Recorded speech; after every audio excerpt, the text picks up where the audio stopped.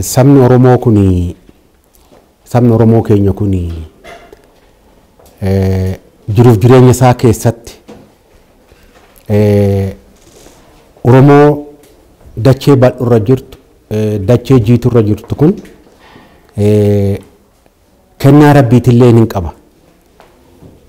Kennaa rabbii qaba Oromoon waan rabbi kenneefitu jira dacheen illee akkasuma wanti Oromoon ittiin bulee bulfatullee kennaa waaqatitu keessa jira. Wanti Oromoon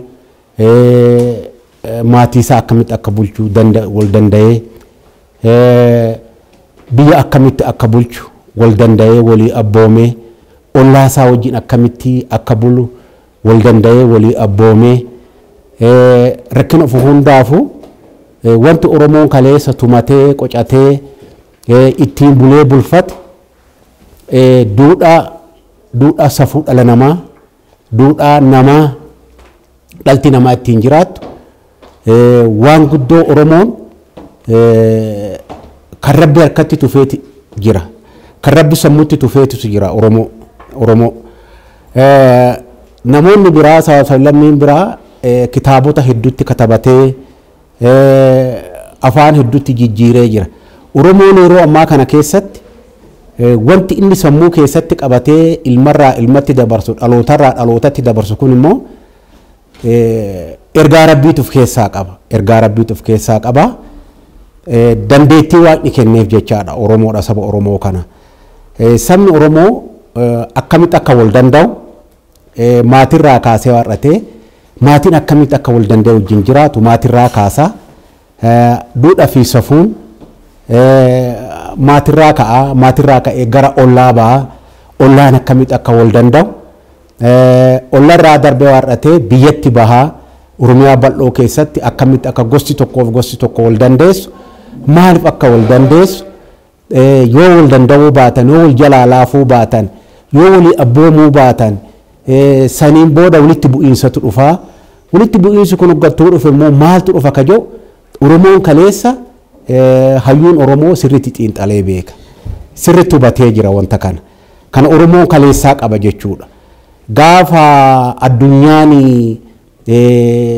sirna gadaa bocatee ittiin hin bulin wal danda'uu kana gaafa Oromoon beeku addunyaan hin beektu jechaadha. Yeroo ammaa kanatti illee Oromoon sabaaf sablammii hedduu of keessatti hammatee ka amantaa garagaraa qabu ka yaada garagaraa qabu ka siyaasa garagaraa qabu waliin bulaa jira Oromoon. Sabni Oromoo kun keessattuu jiddugalli Oromoo kun dirree misoomaa dirree siyaasaa sabaaf sablammiin Oromoo keessa hin jiraanne hin jiru. Jireenya isaa mijeeffachuuf haalli qilleensaa mijaa'aa waan ta'eef hawaasni Oromoo kan keessa jiraatan kun illee hammachuu moggaafachuu guddifachuu kan ofii godhachuu dursa dhala namaati waan kennuuf aadaa boonsaa kana aadaa sirna gadaatiitti bulu waan Oromoon qabuuf sanitti fayyadamee warrateeti Oromoo keessa akka barbaadetti sabaaf sablammiin 80 olii ka Oromoo keessa bulu ka Oromoo keessa afatee waan Oromoon hojjetee waan Oromoon itti bulee akkasitti wajjin bulaa jira. Kana Oromoon kaleessaa beeka. Yeroo ammaa kanatti hoggattoo laalle immoo yeroo ammaa kanatti keessattuu dhaloota jiddugalaa kana keessatti hoggattoo laalle wal danda'uu wal kabajuu walii abboomuu duudhaa isaa abbaa kabajuu haadha kabajuu obboleessa kabajuu haadha kabajuu dhabuu hangafa kabajuu dhabuu dhaloonni jiddugalaa kun baay'ee dagatee jira. Gaafa immoo wal kabajuun dhabamu immoo kara immoo wal dhabbiititti deema. Kara wal dhabbiititti deema. Kara wal dhabbiititti hoggattoo deema immoo gara wal diigutitti deema. Gara wal dhabbiititti deema. Oromoon qorichi wal dhabbii araara jedha. Qorichi wal dhabbii araara jedha.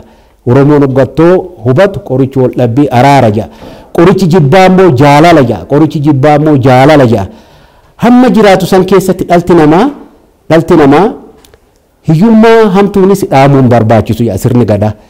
Durummaa harmalee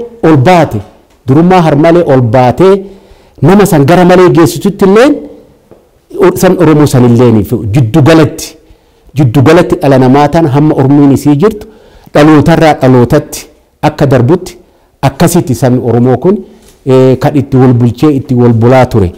Kanaafuu amma duudhaa santu saba Oromootirraa fagaatee jira yeroo ammaa kan gaafa sirni gadaa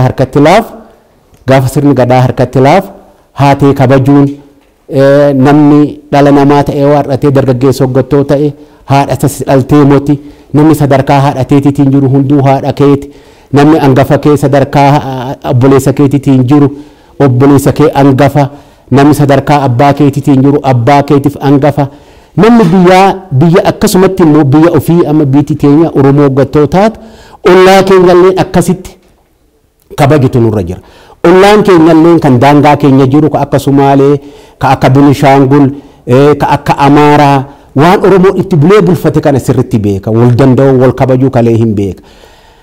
Karaa immoo mootummaati darbee waarratee hoggaa 27 as immoo wanta kanatu bade wal danda'uu kanatu dhabame keessattuu mootummaa wayyaanee kan darbe duudhaa Oromoo kan walitti naqeeti abbootii amantaa walitti naqeeti duudhaa kana balleesse.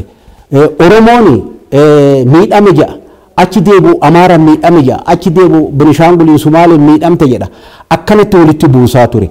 Saba kaleessa gaafa Itoophiyaa taatee itittu wal danda'ee wajjin bulu daangaa walii beekee afaan garagaraa haa dubbatu malee amantaa garagaraa haa qabu malee gadda waliin dabarsa gammachuu waliin dabarsa sabni keenya kun waan tokko qaba marga dheeda lafa waliin qaba kana kan akkana godhe mootummaa darbesanii kanammoo amma yeroo ammaa kanatti wal danda'uutu irra jira sabni keenya duudhaa kaleessanitti deebi'uutu irra jira ollaan keenya kanaafuu wal danda'uu wal jaalachuu wal kabajuu duudhaa kaleessanitti hoggattoo deebiin yeroo qabnu keessatti urmii qabnu keessatti biitti tuni amaadii fi tasgabbiidhaan dhalarraa dharattiin dabarte kan jedhu yaada qaban.